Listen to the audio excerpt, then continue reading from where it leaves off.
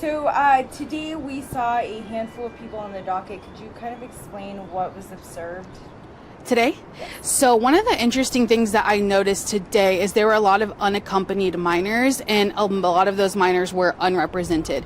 And so I was a little concerned with watching them going into the court about what could potentially happen.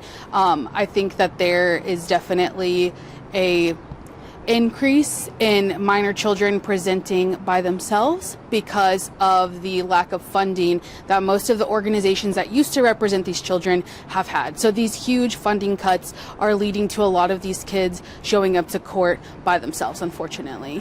Why would their parents be sending them by themselves? I think that's an interesting question. So we don't really know. What we do know is that they are unrepresented by attorneys, and so because they came unaccompanied, we don't know if they are staying with an uncle. We don't know if they're staying with an aunt or who that person, that custodial person is. So I'm not really sure if they even have a parent that could show up with them. Okay. So the unaccompanied, unrepresented minors, it doesn't sound like any of them were detained. Not today, and that does give me some hope in due process. I think that the ICE attorneys or the OPLA attorneys have discretion when they're deciding which cases to dismiss. There is a criteria, which we're not really sure exactly what that criteria is, but of that they have to pick the cases that they dismiss for the enforcement activities that are outside the courtrooms. And so I think that ICE attorneys, as well as the judges, they're using that discretion, which is great, on the unaccompanied minors to give them an opportunity to find representation, especially in light of the severe lack of attorneys, nonprofit attorneys that we have left. Okay. I did see a mother and a minor, though, that were detained. Have you guys seen more minors detained if their parents are with them?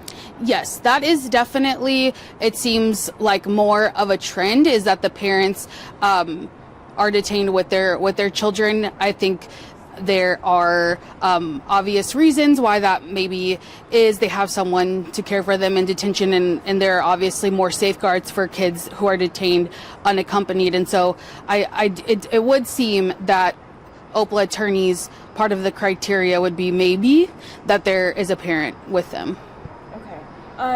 With the detainments that we saw today, it had been a few days, right, since there had been some arrests? So there were quite a few families arrested yesterday, from what I have heard. And so there was a couple of days at the end of the week last week where we weren't seeing enforcement operations.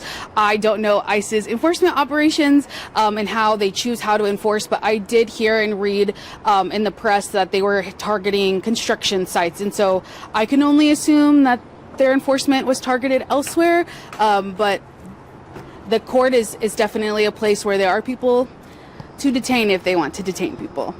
Okay, and so I guess one of my final questions is, moving forward with these detainments, is this something that we're expecting to see in the long run? I think so. I mean, ICE has a permanent spot set up here. It appears that they are intending to be here for the long haul. And it appears that this is an easy place for them to get numbers for their enforcement operations. Okay. Is there anything changing on kind of the representation side on how you guys are handling these cases?